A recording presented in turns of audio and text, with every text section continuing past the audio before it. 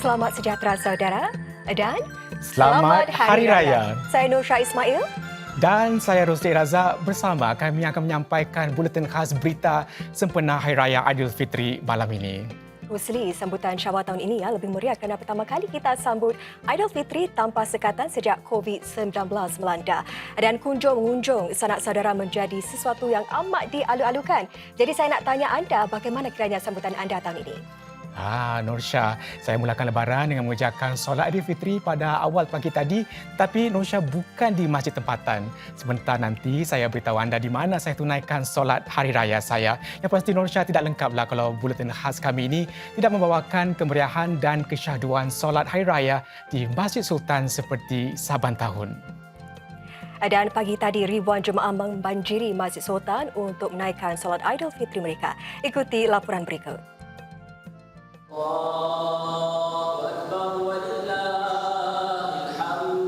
Suara takbir bergema di Masjid Sultan pada keheningan pagi 1 Syawal hari ini. Masjid ikonik yang berdiri megah sejak 1824 ini menjadi tumpuan ribuan jemaah untuk menunaikan solat sunat Hari Raya pagi tadi. Dengan kebanyakan sekatan COVID-19 ditarik balik, semestinya suasana pagi raya di sini seakan kembali seperti tempoh pra-pandemik. Mentelah lagi inilah kali pertama masyarakat Islam Singapura dapat menyambut Aidilfitri dengan lebih gah selepas 3 tahun pandemik COVID-19. Masjid Sultan merupakan salah satu daripada sekitar 50 masjid setempat yang menawarkan 2 sesi solat Hari Raya. Dan sesi pertama solat Hari Raya di Masjid Sultan ini turut disertai Presiden Halimah Yaakob dan Setiausaha Parlimen Kanan Kesihatan merangkap Undang-Undang Rahayu Mahzam. Usai saja sesi berkenaan, mereka turut beramah mesra dengan para jemaah lain di masjid ikonik ini.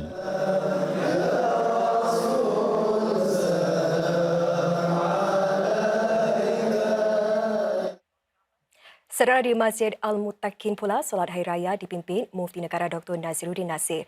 Dalam kalangan jemaah di situ ialah Menteri Bertanggungjawab bagi Ehwal Masyarakat Islam, Encik Mas Agus Zulkifli. Dan beliau menyeru masyarakat Islam agar bersatu padu untuk menangani cabaran-cabaran besar. Laungan takbir bergema sebagai tanda menyambut kemunculan pagi 1 Syawal. Anggota masyarakat Islam dari rakyat tempatan kepada pekerja hijrahan enggan melepaskan peluang melakukan ibadah jemaah tahunan ini. Di Masjid Al-Muttaqin, lebih 3,000 jemaah berhimpun untuk menunaikan solat Aidilfitri dalam 2 sesi. Dalam kalangan mereka adalah Menteri Bertanggungjawab bagi Ehwal Masyarakat Islam, Encik Mas Agus Zulkifli Mas Agus Muhammad. Beliau disertai Ketua Eksekutif Majlis Ugama Islam Singapura MUIS, Encik Kadir Maidin dan Timbalan Ketua Eksekutif Encik Khairul Anwar Muhammad Abdul Alim. Semasa menyampaikan khutbah Aidilfitri yang berjudul Kemenangan yang Berkekalan, Mufti Negara Dr. Naziruddin Muhammad Nasir menyeru agar masyarakat teguhkan azam dan tekad untuk terus berjaya dan cemerlang dalam kehidupan. Dalam khutbahnya, Dr. Naziruddin membentangkan 3 pengajaran utama yang boleh dijadikan iktibar untuk masyarakat dalam usaha mempertingkatkan diri. Ini termasuk mengamalkan sikap bertanggungjawab seperti menjaga keselamatan setiap individu serta meningkatkan tahap keyakinan dalam kehidupan beragama demi menangani cabaran-cabaran masa depan.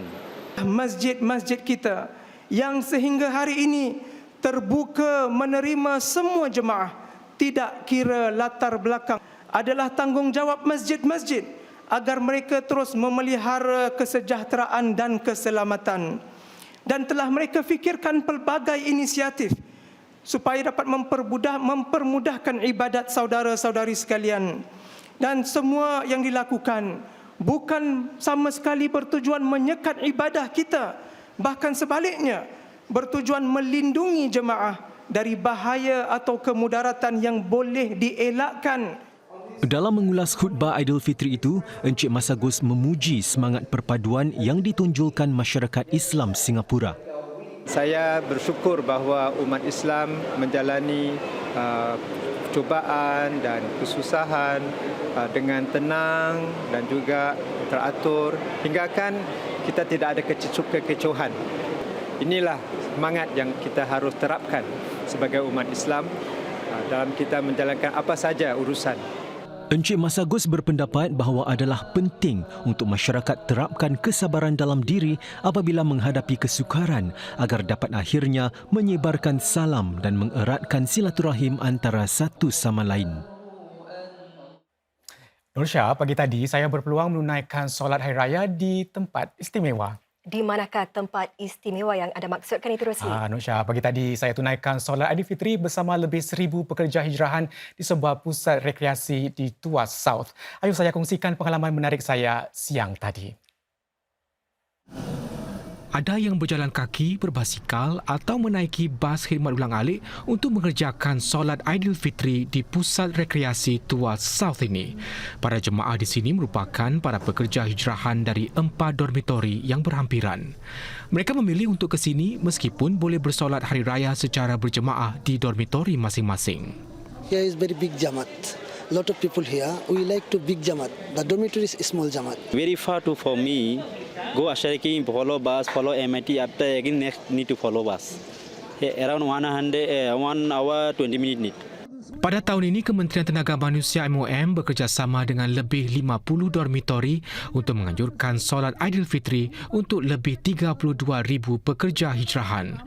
Para pekerja hijrahan juga boleh ke mana-mana masjid tempatan atau ke 12 masjid yang menyediakan sesi solat raya dalam bahasa ibunda mereka. Ini termasuk menyediakan imam untuk memimpin solat dan menyampaikan khutbah dalam bahasa ibunda para pekerja tersebut. Pusat rekreasi di Tuas South Street 12 ini merupakan salah satu daripada 4 pusat rekreasi yang menganjurkan solat Hari Raya Aidilfitri bagi para pekerja hijrahan kali ini. Kita boleh menampung lebih kurang 3,000 orang. Semacam tahun lepas, kita menggunakan 2 multipurpose hall kita. Kita adakan 2 session untuk sembahyang Hari Raya. Tahun ini memandangkan banyak dormitory diizinkan untuk adakan sembahyang Hari Raya. Jadi tahun ini berkurangan. Kita cuma mendapat 1,500 orang lebih kurang. Menurut Encik Zainuddin lagi, pusat rekreasi itu juga digunakan bukan untuk solat Hari Raya sahaja. Di sini kita adakan setiap minggu solat Jumaat.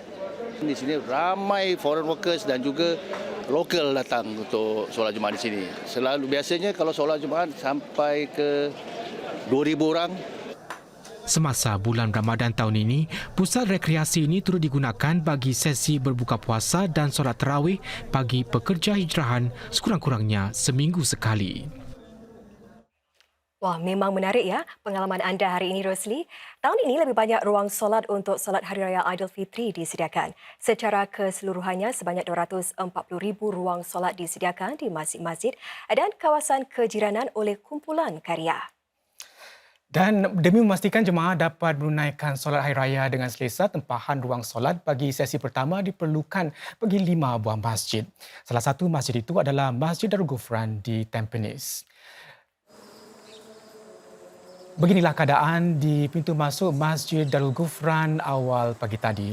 Dari jam 6.30 pagi lagi, ramai jemaah yang sudah bertarik arus datang untuk menghadiri sesi pertama solat Hari Raya Aidilfitri pagi tadi. Proses untuk masuk berjalan licin. Para jemaah hanya perlu menunjukkan salinan tempahan solat mereka terlebih dahulu. Kesemua 4,500 jemaah untuk sesi pertama ditempah sepenuhnya.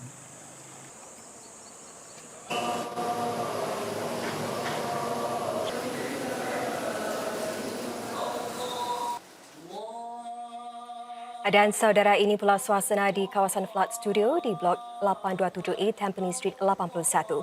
Kira-kira 800 penduduk berkumpul untuk mengerjakan solat Hari Raya anjuran kumpulan karya Golden Pines. Kebanyakannya warga emas dan juga penduduk dari blok-blok berhampiran.